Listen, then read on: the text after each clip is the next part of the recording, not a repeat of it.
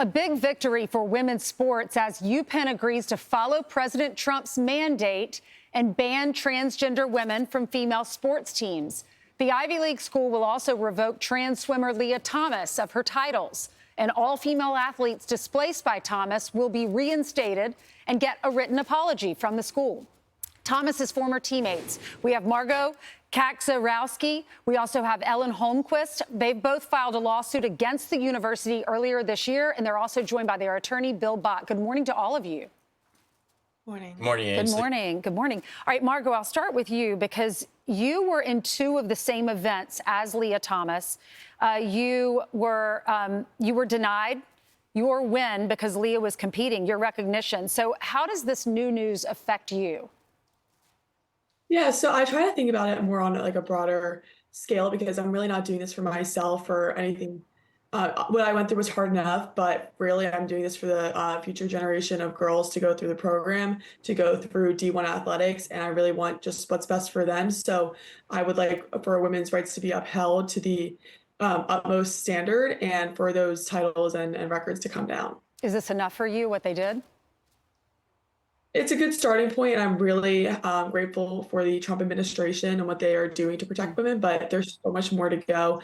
They wouldn't be doing this without the federal government forcing them. So I think we have a long way to go to make sure that women's rights are upheld and policies are in place to ensure the verification process that it's only females in women's sports. Okay. Now, Ellen, you were left off the 2022 Ivy Championship team roster because Lia Thomas participated. You missed that by one spot. So this latest news doesn't mean that you're competing again. It doesn't mean that can change that. How do you feel? I think this is a good step in the right direction. Like Margot said, I'm really doing this for future Penn swimmers, future young girls that want to compete in college sports and make sure that this situation that happened to me never happens to someone else in the future.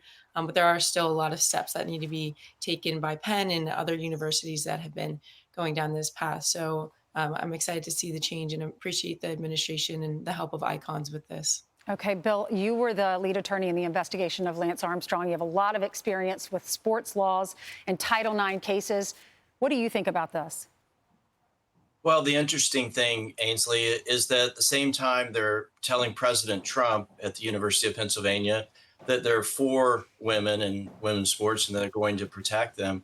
They're fighting Margot and Ellen and their teammate Grace in court, and they have an acknowledged responsibility in court. So we're seeing very inconsistent positions from the University of Pennsylvania, and which is why we're continuing to pursue the lawsuit against the school. Yeah, we're all wondering if other schools will follow suit. Why do you think, what did it? I know that President Trump and the Department of Education, they were the ones going after UPenn. What changed UPenn's mind? Well, more than $100 million was on the line, and I think they simply made a decision to say what the president wanted them to say and make a commitment. But it's not a binding commitment. That's why we're continuing the lawsuit, to get a judge to tell them what Title IX means and tell them to stop changing your position and have one position of protecting, defending women and their opportunities like the law requires. Margot and Ellen, the school says they're going to send personalized apology letters to the affected female swimmers. Have either of you received a letter? Margot, I'll start with you.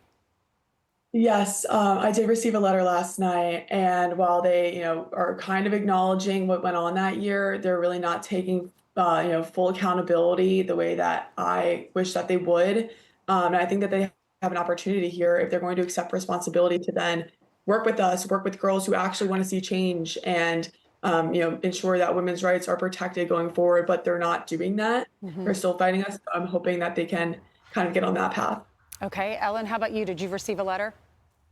I also did receive a letter in that same vein. It was more so passing the blame onto the NCAA, saying they were abiding the rules at that time, and these are the rules at this time, so it wouldn't be allowed now. But it's really not acknowledging the fact that that was completely wrong in the time of 2022.